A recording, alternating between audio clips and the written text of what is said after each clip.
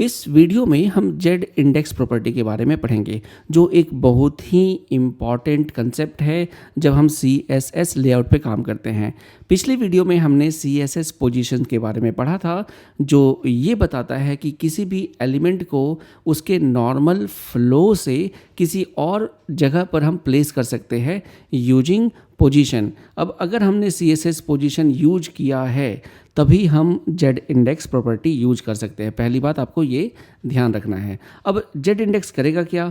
वो आपके एलिमेंट के स्टैक ऑर्डर को चेंज कर देगा। स्टैक ऑर्डर का क्या मतलब है ये समझते हैं। देखिए, यहाँ पर हमारे पास एक इमेज है और इमेज के ऊपर आपका एक टेक्स्ट है और उसके नीचे एक और टेक्स्ट है जो पैराग्राफ है और ये हेडिंग है मान लेते हैं। अब आप देखोगे ध्यान से तो ये इमेज जो है, जो पेड़ की जो इमेज है, ट्री की इमेज है, वो इस टेक्स्ट के पीछे है। तो पीछे कैसे हुआ, उसके लिए हमने यूज किया है जेड इंडेक्स -1। तो देखिए, ये माइनस करने से क्या हुआ, वो उसका जो स्टैक ऑर्डर है किसका, इमेज का, वो कम हो गया। तो कम होते ही वो आपके टेक्स्ट के पीछे चला जाएगा। अगर मैं इसको 1 कर देता हूँ, मतलब ज़्यादा कर देता हूँ, तो देखते हैं। तो देखिए, यहाँ पर जैसे ही मैंने जेड इंडेक्स 1 किया तो ये जो ट्री का इमेज है वो टेक्स्ट के ऊपर आ गया। So this is called Z index property. तो चलिए, आई होप आपको ये बेसिक ऑफ जेड इंडेक्स समझ में आ गया होगा। एक इम्पॉर्टेंट बात ये है दोस्तों कि जेड इंडेक्स जो प्रॉपर्टी है ये सिर्फ काम करेगा पोजीशनड एलिमेंट्स के साथ। अगर आपने पोजीशन एब्सोल्यूट, रिलेटिव, फिक्स्ड या स्टिकी दिया है तभी जेड इंडेक्स काम करेगा, अदरवाइज जेड इंडेक्स काम नहीं करेगा। ऑल्सो जो आपके फ्लेक्स आइटम्स है उस पर भी जेड इंडेक्स काम करता है। तो चलिए, आप एक अच्छा सा एग्जांपल, बड़ा सा एग्जांपल करके देख लेते हैं। यहाँ पर हमने जेड इंडेक्स प्रॉपर्टी यूज किया है। सीधा हम ट्राई इट योरसेल्फ पे चलते हैं। यहाँ देखिए, एक हमारे पास एक कंटेनर है। इस कंटेनर के अंदर हमारे पास 3 और कंटेनर हैं।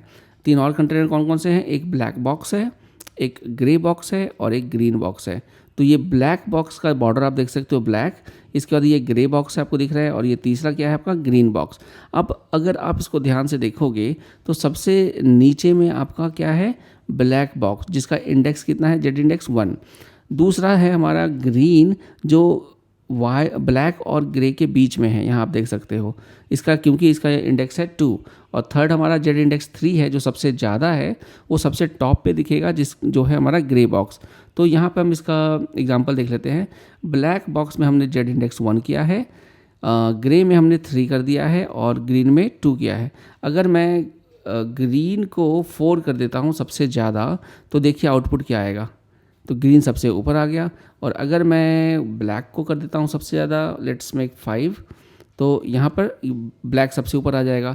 फिर से अगर मैं ग्रे को और आगे कर देता हूँ, 30 कर देता हूँ, तो आप देखिए, तो यहाँ पर हमारा जो ग्रे है वो सबसे ऊपर आ गया है। तो बेसिकली जेड इंडेक्स क्या करता है, स्टैक ऑर्डर को बताता है कि इस एलिमेंट का स्टैक ऑर्डर क्या है, क्या ये सबसे ऊपर है या उसके बीच में है या सबसे बॉटम पे है। तो दिस इज दोस्तों जेड इंडेक्स। ये बहुत ही इंपॉर्टेंट है और ये आपको ध्यान रखना है कि जेड इंडेक्स सिर्फ और सिर्फ पोजीशन एलिमेंट या फ्लेक्स आइटम्स पे काम करता है। इस नीचे वाले एग्जांपल को आप विदाउट जेड इंडेक्स करके आप देख लेना, और यहाँ पे एक एग्जांपल है, एक्सरसाइज है, वो आप करके देख लेना। तो आई होप आपको ये वीडियो क्लियर होगी। मिलता हूँ चलिए नेक्स्ट वीडियो में।